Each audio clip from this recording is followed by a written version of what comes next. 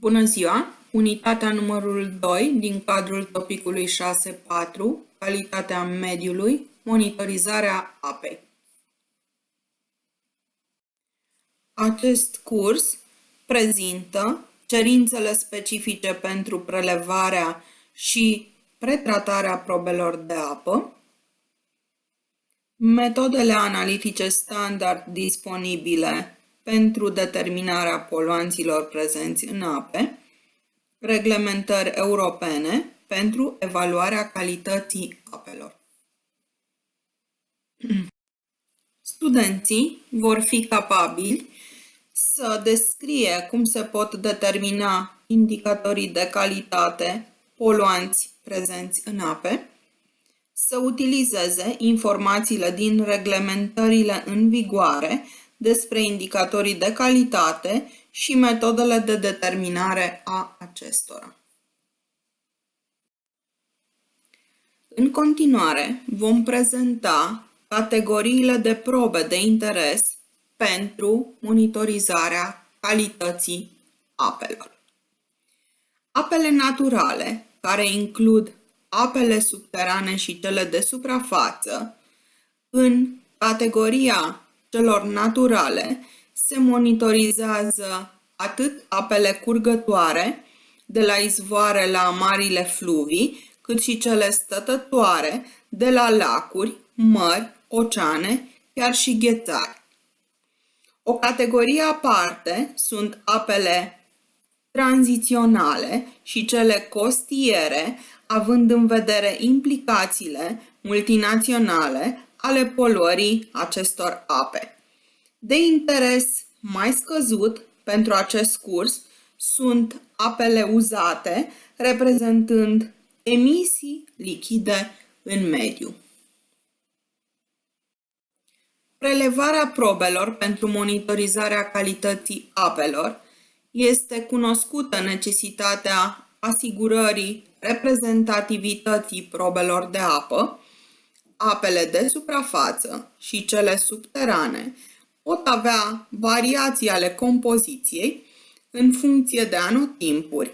Astfel, compoziția poate depinde de precipitații recente, diluția poluanților sau de consumul apelor.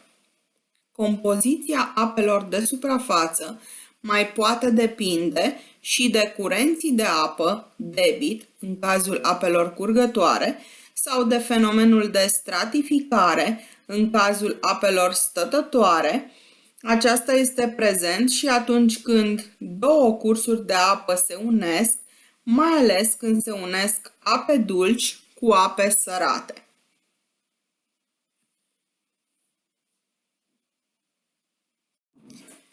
Cantitatea de apă prelevată trebuie să fie suficientă să asigure atât necesarul pentru analizele de laborator, cât și probe de control pentru teste, asigurarea și controlul calității. În mod curent se prelevează până la 20-40 de litri de apă.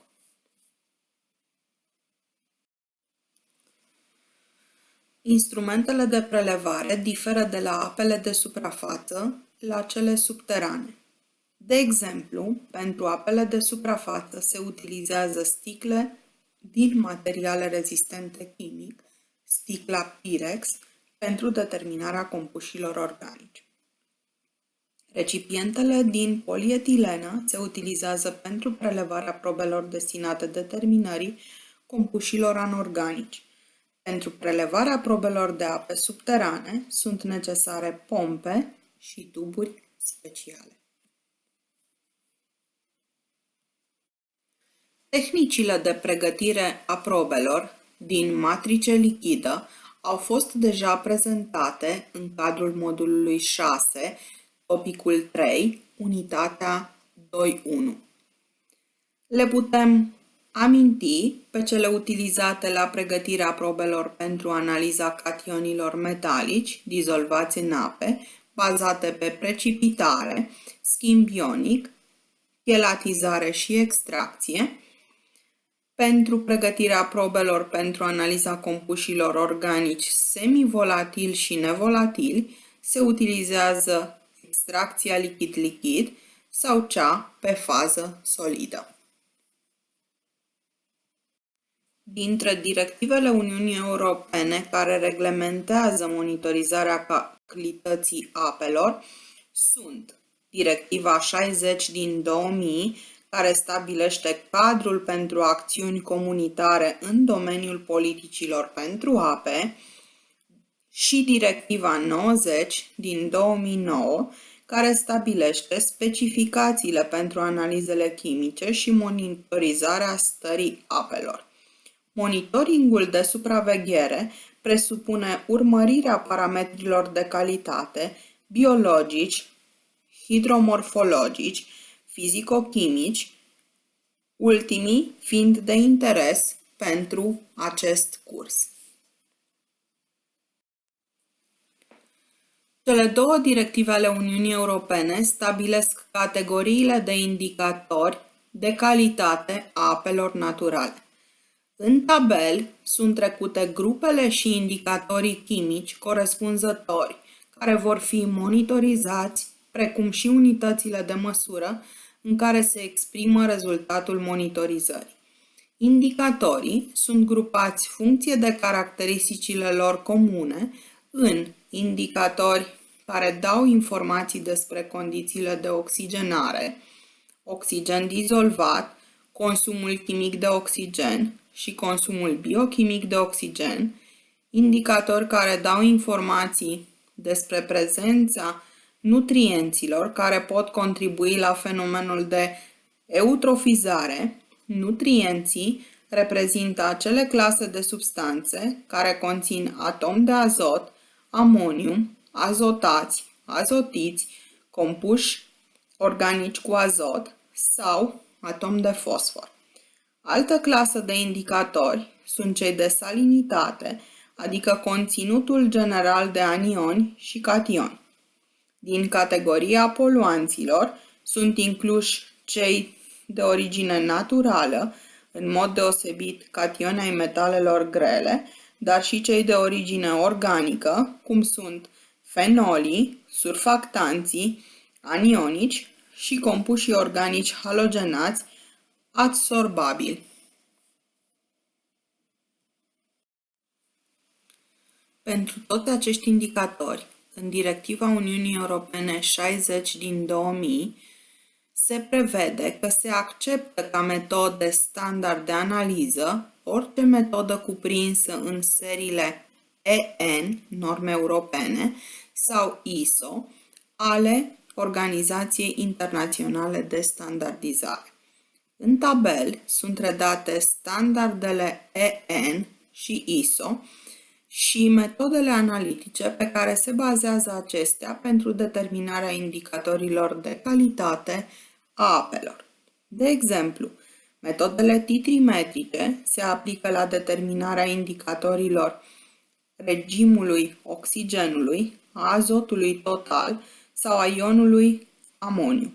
Cationii metalelor grele se determină prin spectrometrie de absorție atomică, iar o parte din anionii anorganici și surfactanții anionici se determină prin spectrometrie de absorție moleculară UV-vis. Ionii generali, anionii și cationii se pot determina prin metode standardizate pe bază de cromatografie lichidă și ion-cromatografie, în timp ce cromatografia gazoasă este aplicată la determinarea compușilor organici halogenați adsorbabili. În afara indicatorilor de calitate stabiliți prin reglementările Uniunii Europene, mai sunt și alte categorii de compuși de interes pentru studiile de monitorizare a calității apelor efectuate în cadrul proiectelor de cercetare. Astfel, sunt de interes atât compuși solubili, cât și cei insolubili în apă, în suspensie. Atât cei anorganici cât și cei organici, atât cei cu masă moleculară mică, dar și cei cu masă moleculară mai mare.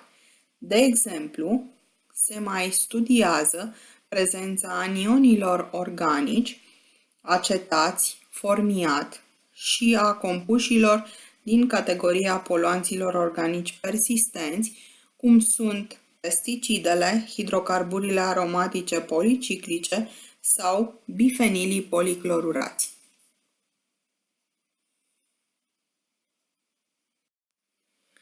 În afara metodelor analitice standardizate, vă mulțumesc pentru atenția acordată și sper că v-ați îmbunătățit bagajul de cunoștințe.